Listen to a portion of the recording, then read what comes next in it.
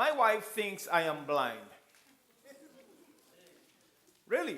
She sent me for something in the fridge. Ladies, how many of you have problems with your husband in them trying to find something? Raise your hand. Let me see if I'm... Okay, babe, you're not alone. Nearly everybody here has an issue with the husband not finding something in the fridge. In the fridge. How far can it be? So she was there with Candace and she said, I said, I need some lentil soup. She said, okay, the lentil is in the fridge, in the door, next to the cheese. She knows exactly where everything is in that house. She said, take it out and put some water and soak it. So I went, opened the fridge. I looked, and I looked. I touched everything. It's just the fridge door. I said, this girl crazy, It have no lentils here. So she came home. I said, babe, I'm sorry. There's no lentil there. You're wrong. This is one time you're wrong. There is no lentils there. She opened the fridge. Now, attitude must start. What's this? What is this? You're blind or what? The lentil was in another kind of a package that was strange to me. I'm looking for the plastic thing that you can see through, the lentils. So, when she said that, there are many illustrations I can give you of her sending me to find something and I cannot find it. As a matter of fact, she's very particular. She was cleaning the windows one day and she said, babe, could you go in the garage and bring me that piece of cloth? Oh, Lord. I know that is trouble because you just can't bring any kind of cloth for her. Now, I'm also afraid to ask her what kind of cloth she wants or where exactly is the cloth. So I am going gingerly and say, babe, you sure it's in the garage? Attitude. So where do you think I'm sending you? Okay. I'm afraid to ask, where in the garage? Because if you see that garage, you will know it's aisle number 1, aisle number 2, and aisle number 3, box number 24. So you have to get exact instructions. And she's already boiling up on the ladder there. So I said, babe, where is the cloth? By the bucket. Where there's mop. There you go find the cloth. It's a piece of cloth I want to wipe.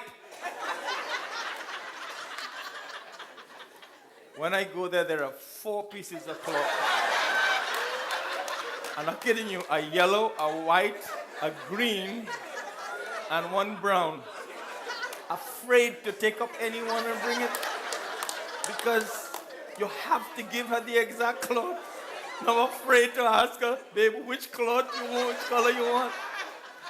So I say, honey, which cloth you really want? Which color?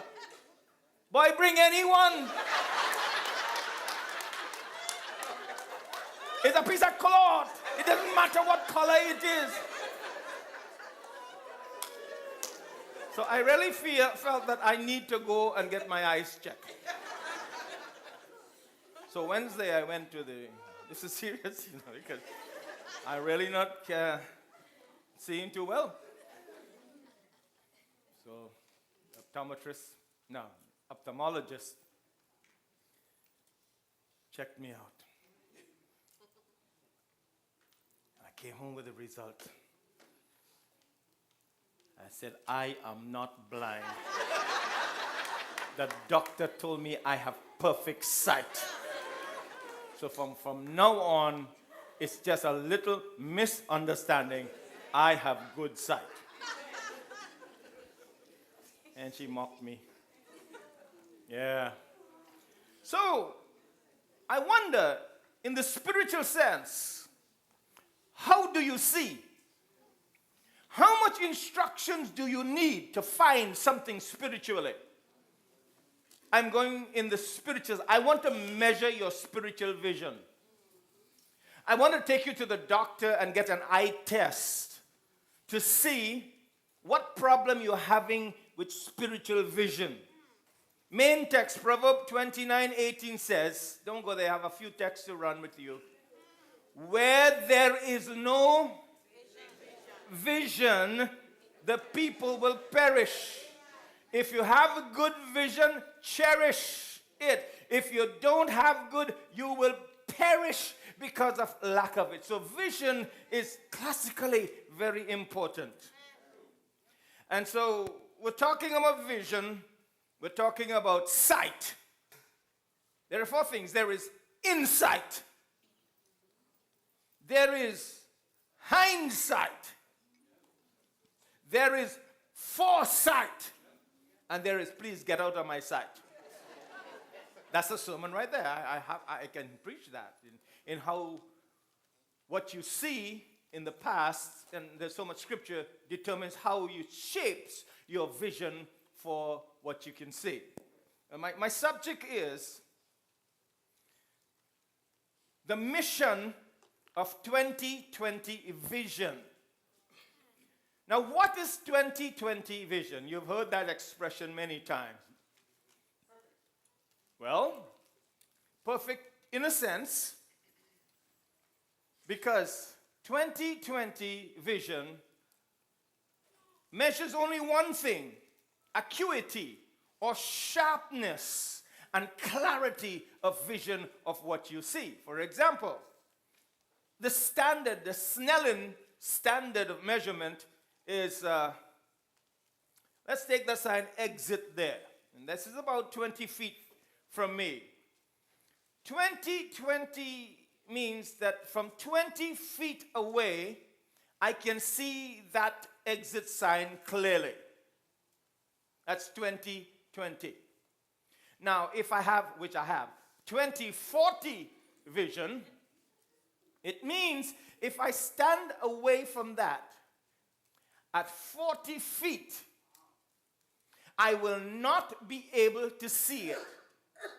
If you have normal vision and you are standing at 40 feet, you will see that properly, but I will need to go to 20 feet to see it the way it should be seen.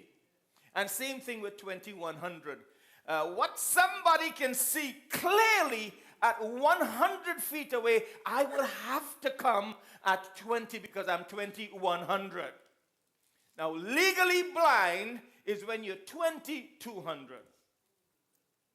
If you measure you and you cannot see that at 200 feet, then you are legally blind.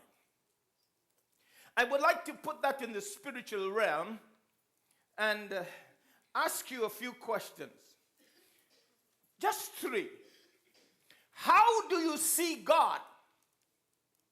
How do you see yourself? And how do you see others? It's all in your vision. And I will come to that in a minute. I want to deal with hyperopia, which is farsightedness, myopia, which is nearsightedness, and presbyopia, which is a loss of focus. Those are the three spiritual problems with spiritual visions. Farsightedness, some people could only see far away. They can't see today. They see and plan for the next 10, 15 years. They have great hope. They see eternity. And that's wonderful. You need to be far-sighted. You need to have a plan for the next 10, 20 years. And that's wonderful. But if you are so far-sighted that you are not nearsighted, you will never live in today.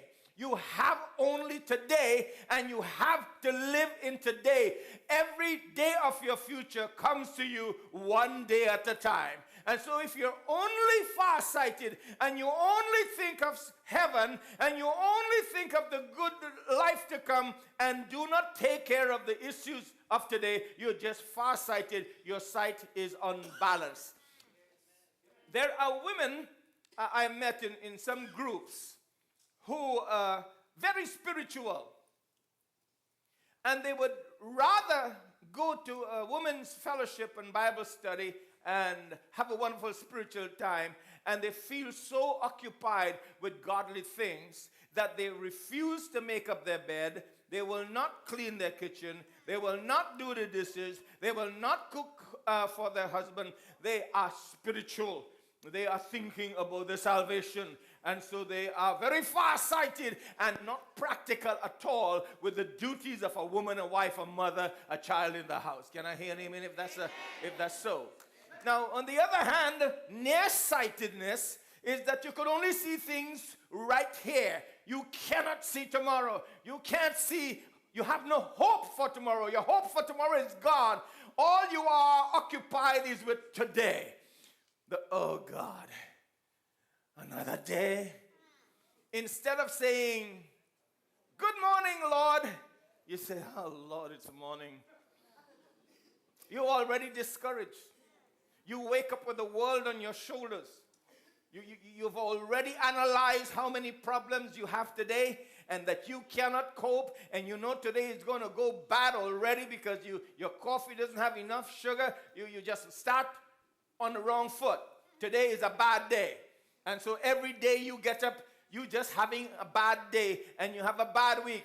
And that attitude spreads with the family, and people get to see another side of you because you are so short-sighted. You could only see the problems of today. You can't see the glory of God that will come to help you today. You cannot see the power of God that's available to help you. You cannot see that God is giving you new mercies today, new strength today, new glory today. You are so short-sighted you can't see. I would love to correct those two problems of only being far-sighted, seeing next year and failing to see today, and short-sightedness, only seeing the problems of today and not seeing the hope of tomorrow.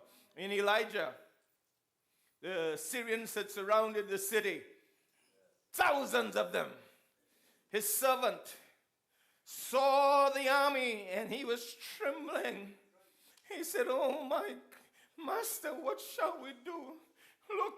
Look how we are surrounded. Look at the problem.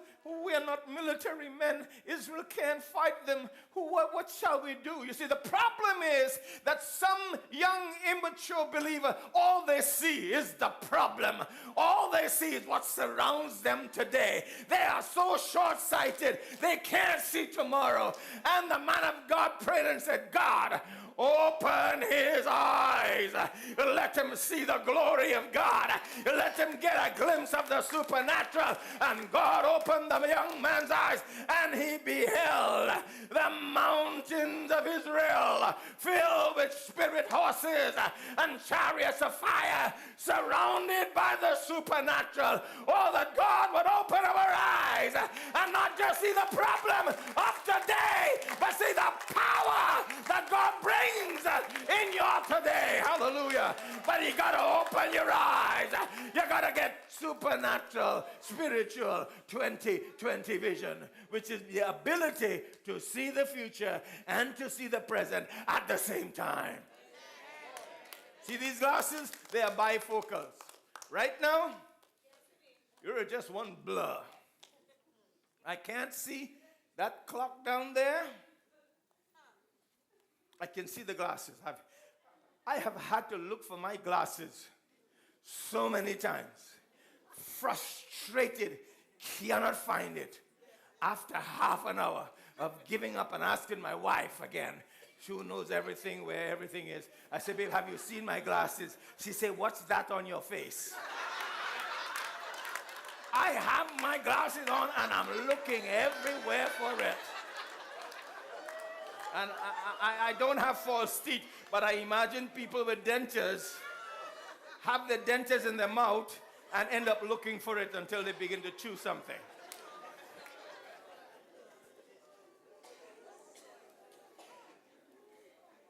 Only God can open our eyes and fix our vision to solve the problem of myopia, short-sightedness, and hyperopia, farsightedness, And then presbyopia, loss of focus.